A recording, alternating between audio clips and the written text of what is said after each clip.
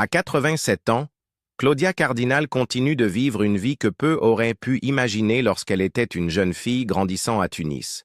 Connue dans le monde entier pour son regard perçant et sa présence magnétique à l'écran, elle partage désormais son temps entre sa famille, ses projets culturels et le luxe discret de son domaine privé en France. Son histoire ne se résume pas seulement à la célébrité et à l'histoire du cinéma, elle reflète aussi la manière dont elle a construit une existence entourée d'histoire, de confort et d'un héritage durable. Aujourd'hui, nous explorons comment l'une des actrices les plus emblématiques du cinéma vit ses dernières années, entre les maisons qu'elle chérit et la fortune qu'elle a accumulée. La maison de Nemours, une vie entourée d'histoire. Lorsque Claudia Cardinal a fêté ses 87 ans le 15 avril 2025, elle ne célébrait pas dans une villa lointaine cachée du monde. Elle se trouvait plutôt chez elle, à Nemours, une petite ville tranquille de Seine-et-Marne, en France, où elle vit depuis plusieurs années. Sa résidence n'est pas une maison ordinaire. C'est un bâtiment historique qui servait autrefois de tannerie au XVIIIe siècle, puis de lieu de repos pour les prêtres, avant de passer entre les mains d'une riche famille locale. Pour Cardinal et sa fille, Claudia Squitieri, ce fut un coup de foudre. Dans une interview accordée à Pure People, Squitieri se souvenait « Nous cherchions quelque chose de petit, et à la place, nous avons découvert ce magnifique bâtiment caché derrière une grille et une végétation dense. Nous sommes immédiatement tombées amoureuses. » La maison n'est pas seulement une résidence familiale, elle est devenue un centre de culture, de communauté et de soutien artistique. Ensemble, mère et fille l'ont transformée en siège de la Fondazione Claudia Cardinal, une fondation qui soutient l'art contemporain, avec une attention particulière aux femmes artistes. Elles l'ont imaginée comme bien plus qu'une simple maison. La propriété abrite désormais un restaurant, des chambres d'hôtes et des espaces culturels, transformant un domaine privé en un projet vivant. Au cœur de cette transformation se trouve le restaurant Le Picardo, un lieu qui mêle tradition italienne et influence française. La cuisine est dirigée par le chef brésilien Thiago Alves, connu pour son utilisation créative de produits frais importés d'Italie, tout en travaillant également avec des producteurs locaux. Le menu change chaque mois, un détail qui reflète l'amour de Cardinal pour l'innovation et son désir de maintenir les choses vivantes et renouvelées. Sa fille a décrit l'endroit comme une maison de partage et de convivialité, faisant écho à la conviction de sa mère que la véritable richesse réside dans la création d'espaces où les gens peuvent se rencontrer et échanger des idées. Cardinal elle-même reste très impliquée dans la vie quotidienne du domaine. Malgré son âge, on sait qu'elle participe aux courses pour fournir des produits frais au restaurant. Squitieri a souligné que sa mère habite ici toute l'année et reste une force motrice dans le maintien des projets liés à la maison. Ce niveau d'implication montre une autre facette de Cardinal, au-delà du glamour des tapis rouges. C'est une femme qui continue à construire, à nourrir et à être présente. La résidence de Nemours représente une combinaison parfaite d'histoire, d'art et de famille. C'est une maison qui illustre la capacité de Cardinal à équilibrer toute sa vie publique avec une dignité privée. Bien qu'elle ait été honorée internationalement par des récompenses, comme le Lion d'Or à Venise en 1993, l'Ours d'Or d'honneur à Berlin en 2002, la Légion d'honneur en 2008 et le Grand Cordon de l'Ordre national du mérite en Tunisie en 2009, son héritage ne se limite pas aux trophées et aux titres. Il vit plutôt dans les murs de sa maison de Nemours, où l'art continue de prospérer, et où elle a créé un environnement qui inspire les jeunes générations. Même si les médias continuent de spéculer sur sa fortune et son empire financier, c'est ici, dans ce domaine vieux de plusieurs siècles, que l'on trouve le reflet le plus fidèle de la richesse de Claudia Cardinal. Il ne s'agit pas seulement de valeurs immobilières ou d'investissements. Il s'agit de la richesse d'une vie ancrée dans la culture, le patrimoine et la communauté. Sa fortune, entre réalité et mythe. Peu d'actrices de la génération de Claudia Cardinal ont suscité autant de spéculations sur leur richesse, qu'elle. Les chiffres avancés ces dernières années oscillent entre une réalité modeste et une fantaisie extravagante, créant une étrange dualité entre faits et légendes. D'un côté, des sources respectées estiment depuis longtemps sa fortune nette à environ 10 millions de dollars, accumulée en grande partie grâce à des décennies de travail dans le cinéma européen et à quelques projets hollywoodiens. De l'autre, des rapports sensationnalistes, notamment du magazine People with Money, ont dressé le portrait d'une fortune atteignant 145 millions d'euros, alimentée par des investissements supposés, des entreprises et des contrats publicitaires lucratifs. La vérité se situe probablement entre ces deux extrêmes. La carrière de Cardinal dans les années 1960 et 1970 l'a placée parmi les actrices les mieux payées d'Europe. Ses rôles dans des films comme Le Guépard, 8 et demi et Il était une fois dans l'Ouest ont confirmé son statut d'icône culturelle et elle a pu exiger des cachets importants. Pourtant, elle n'a jamais fait partie du système hollywoodien des contrats mirobolants. Malgré ses apparitions dans La Panthère Rose, Circus World et Les Professionnels, elle a décliné à plusieurs reprises les offres de s'installer aux États-Unis pour se consacrer à une carrière hollywoodienne.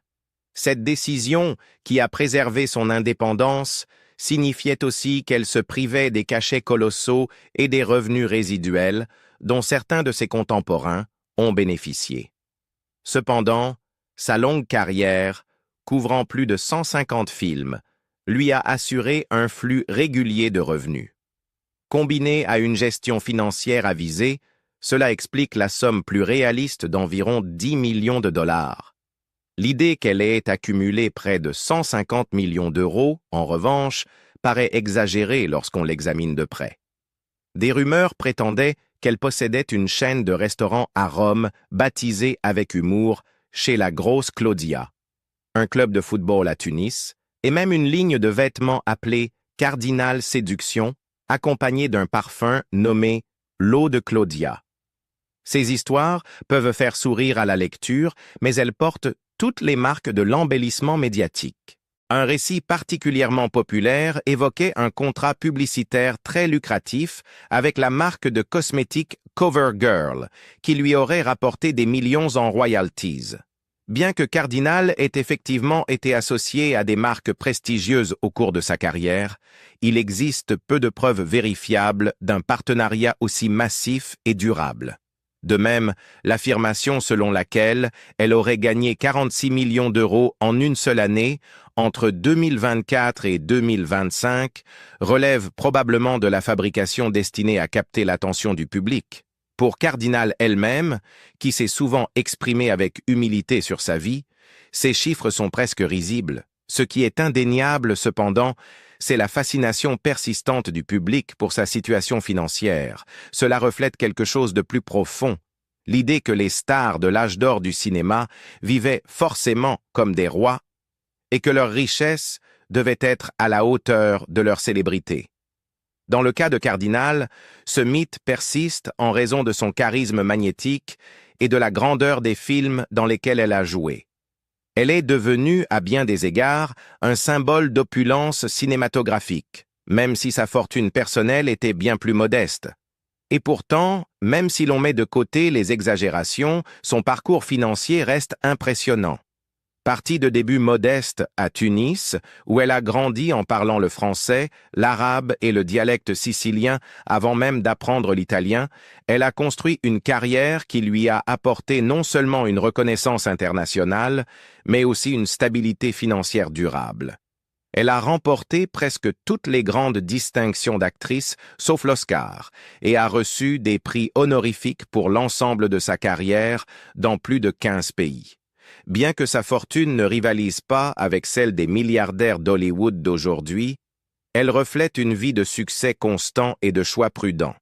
En fin de compte, le mythe des millions de Claudia Cardinal en dit peut-être plus sur notre propre désir de croire aux légendes que sur ses comptes en banque réels.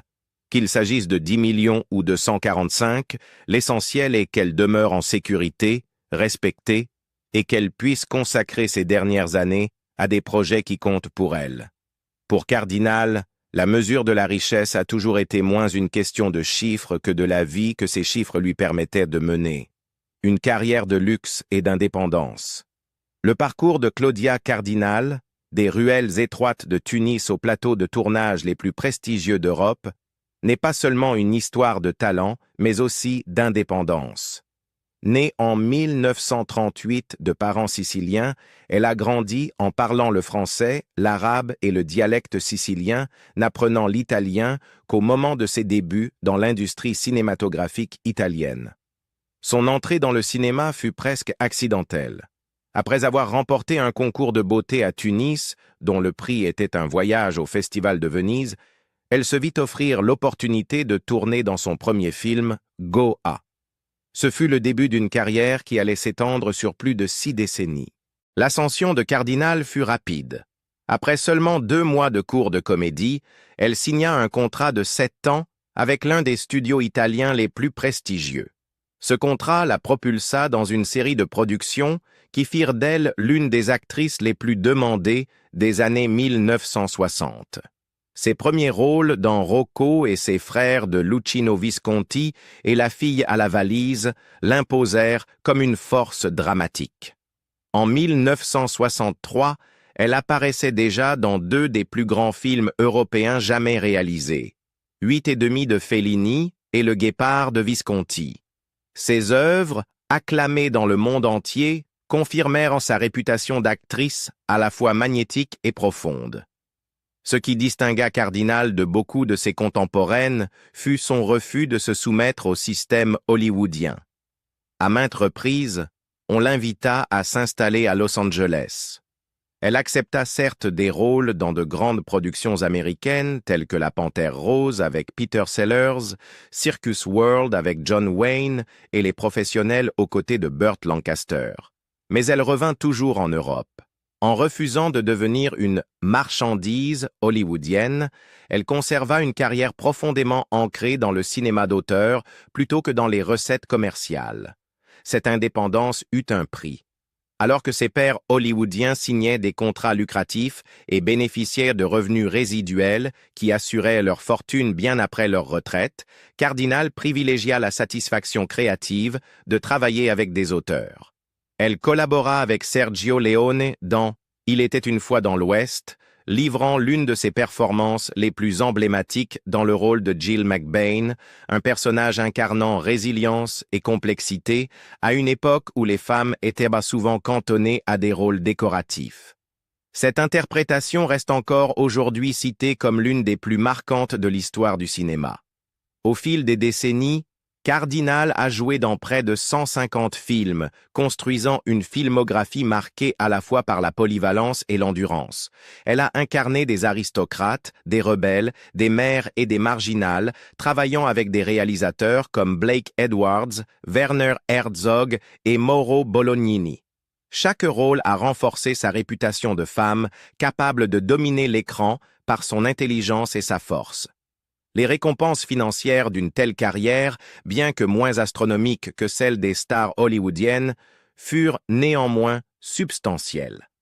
Dans les années 1970, Cardinal figurait parmi les actrices les mieux payées d'Europe. Sa maîtrise de plusieurs langues la rendait particulièrement précieuse dans les productions internationales. Cela lui assura des revenus confortables et une sécurité financière, même si elle ne courut jamais après la gloire ou l'argent de Hollywood. Au fil du temps, elle fut reconnue non seulement pour ses performances, mais aussi pour l'ensemble de sa contribution au cinéma. Des distinctions telles que le Lion d'or à la Mostra de Venise en 1993, l'Ours d'or d'honneur à Berlin en 2002 et la Légion d'honneur en 2008, consacrèrent son statut de figure culturelle mondiale. Chacun de ces prix confirmait que sa véritable richesse se mesurait autant en héritage qu'en argent. Même alors que les rumeurs sur son supposé empire commercial circulaient dans les magazines, Cardinal continua à travailler jusque dans ses 80 ans. En 2022, elle apparut dans L'île du pardon de Rida Bey, preuve que son lien avec le cinéma restait intact. Peu d'actrices peuvent revendiquer une telle longévité. Pour elle, le cinéma n'a jamais été qu'une carrière. C'était l'expression de son indépendance, de son refus d'être enfermé dans des attentes et de sa conviction que le 7e art pouvait être à la fois une vocation artistique et un gagne-pain.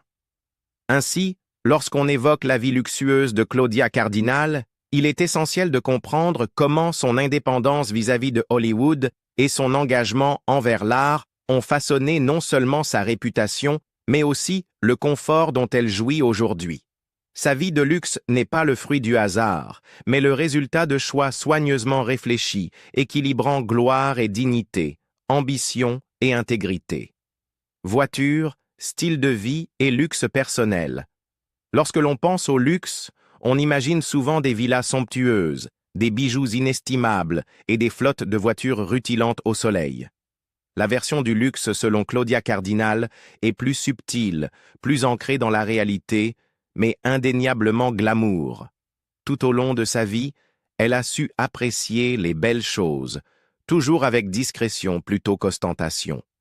Dans les années 1960, alors que Cardinal devenait une sensation internationale, elle adopta rapidement le mode de vie d'une star européenne.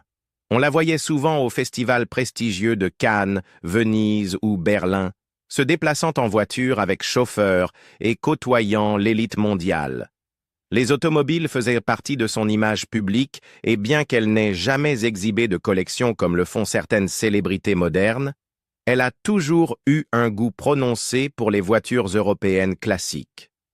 À l'apogée de sa carrière, elle était associée à des modèles italiens comme Alfa Romeo ou Fiat, des véhicules symbolisant l'élégance et le savoir-faire italien.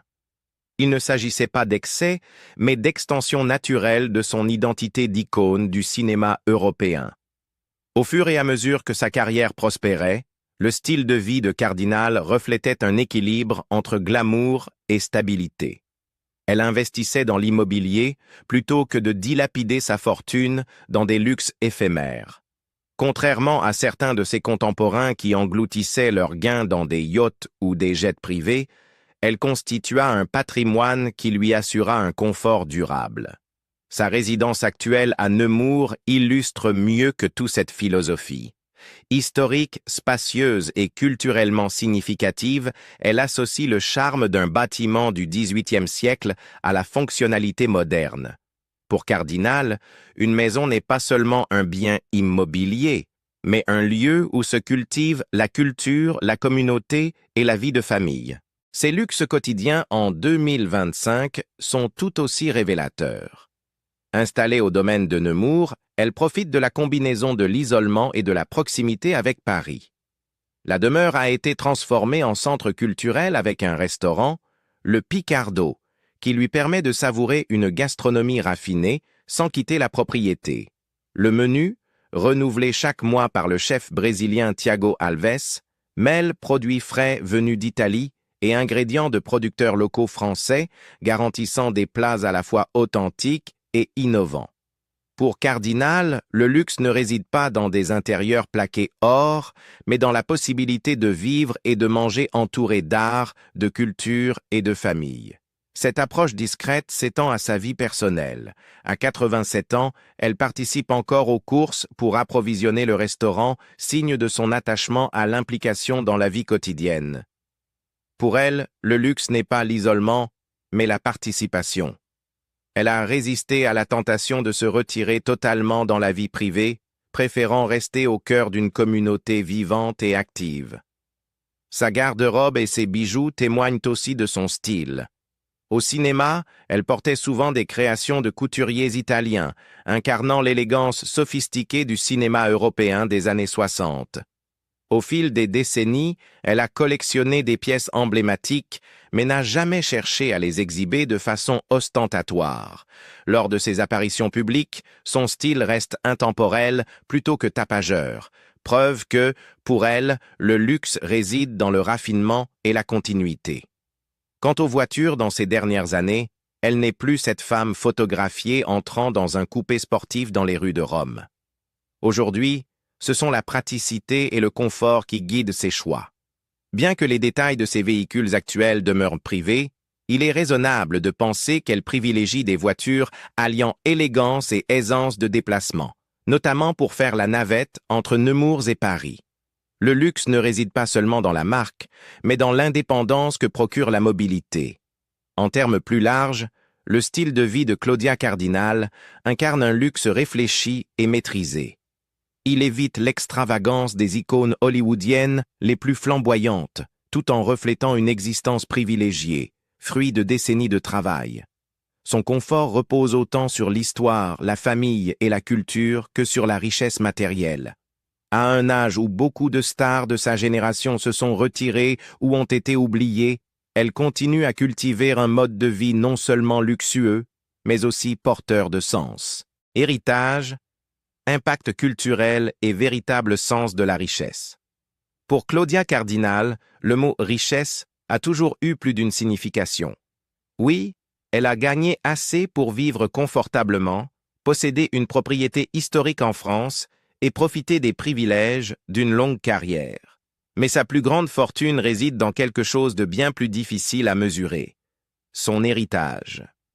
En plus de 60 ans d'interprétation, d'engagement et de contribution culturelle, elle a accumulé une forme de richesse qu'aucun compte en banque ne saurait refléter. Une place durable dans l'histoire du cinéma et une réputation de force, d'indépendance et de dignité. Le cœur de son héritage reste sa filmographie. Peu d'actrices peuvent se targuer d'avoir travaillé avec autant de réalisateurs légendaires ou d'avoir marqué d'une empreinte aussi visible le cinéma européen. De Rocco et ses frères et Le Guépard de Luchino Visconti à 8 et demi de Federico Fellini, en passant par Il était une fois dans l'Ouest de Sergio Leone, elle a joué dans des films qui ont défini des époques entières du style cinématographique. Ses rôles ont démontré non seulement sa capacité à incarner des personnages complexes, mais aussi à dépasser les rôles limités, souvent attribués aux femmes à cette époque. Elle n'était pas simplement la présence glamour aux côtés d'hommes puissants. Elle était une force, une figure dont le regard et l'énergie redéfinissaient souvent les films eux-mêmes. Cet impact artistique a été reconnu officiellement par de nombreuses distinctions. En 1993, elle a reçu le Lion d'Or pour l'ensemble de sa carrière à la Mostra de Venise, consacrant son rôle central dans le cinéma italien et mondial. En 2002, elle a été honorée de l'Ours d'Or d'honneur au Festival de Berlin.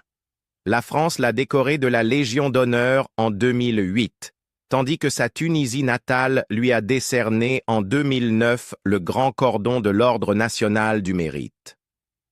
Ces distinctions reflètent non seulement sa contribution au cinéma, mais aussi son rôle de pont culturel entre les nations. Peut-être que le chapitre le plus important de son héritage est celui qu'elle a choisi d'écrire dans ces dernières années. Avec sa fille Claudia Schittieri, elle a cofondé la Fondazione Claudia Cardinal, basée à Nemours. Cette fondation est dédiée au soutien de l'art contemporain, avec une attention particulière portée aux femmes créatrices. Ensemble, elles ont restauré le Picardo, un site historique de Nemours, en un espace culturel vivant qui abrite non seulement leur fondation, mais aussi un restaurant et des résidences artistiques. Grâce à cette initiative, Cardinal s'assure que son nom ne soit pas uniquement associé au passé, mais reste activement impliqué dans l'avenir de l'art et de la culture. Cette démarche révèle le sens profond de sa fortune. Alors que les magazines à scandale se disputent pour savoir si elle vaut 10 millions de dollars ou 145 millions d'euros, sa véritable richesse réside dans les opportunités qu'elle crée pour les autres. Chaque fois qu'un jeune artiste bénéficie de la Fondazione, chaque fois qu'un spectateur redécouvre « Il était une fois dans l'Ouest ou 8 et demi », l'héritage de Claudia Cardinal s'enrichit encore. Son impact culturel se mesure aussi à l'exemple qu'elle a donné en tant que femme dans le cinéma. À une époque où les actrices étaient souvent jugées principalement sur leur apparence, elle s'est imposée comme une artiste dotée de profondeur et de personnalité. Elle a prouvé qu'une actrice pouvait être à la fois glamour et imposante, élégante et sérieuse, désirée et respectée. Pour des générations d'actrices après elle a servi de modèle, rappelant qu'elle pouvait exiger davantage que des rôles décoratifs. Aujourd'hui encore, à 87 ans installée à Nemours, Cardinal démontre que l'influence et le sens dépassent largement l'écran. Elle reste active, engagée dans sa communauté et passionnée par le soutien aux jeunes talents. En 2022, elle a même joué dans L'île du pardon de Rida Bey, preuve tangible de son lien indéfectible avec l'art qui a façonné sa vie. Alors, quand on demande « Quelle est la véritable fortune de Claudia Cardinal ?» la réponse ne se trouve pas seulement en euros ou en dollars. Elle se trouve dans l'histoire qu'elle a façonnée, les films qu'elle a laissés, les ponts culturels qu'elle a bâtis et la générosité qu'elle continue d'incarner. Sa vie luxueuse en 2025 n'est pas uniquement faite de voitures ou de maisons. Elle consiste à vivre entourée d'art, d'histoire et de famille, avec un héritage qui garantit que son nom ne sera jamais oublié. L'histoire de Claudia Cardinal nous montre que le vrai luxe ne se mesure pas seulement en chiffres, mais dans la vie que l'on construit et dans l'héritage que l'on laisse derrière soi. À 87 ans, elle continue de vivre avec dignité, culture et confort, entourée de sa famille et de son histoire. Et vous, selon vous, quel est le plus grand trésor de Claudia Cardinal? Sa fortune, ses films ou l'impact culturel qu'elle a laissé? Partagez vos pensées dans les commentaires et n'oubliez pas d'aimer cette vidéo et de vous abonner pour plus d'histoires sur les icônes les plus fascinantes du monde.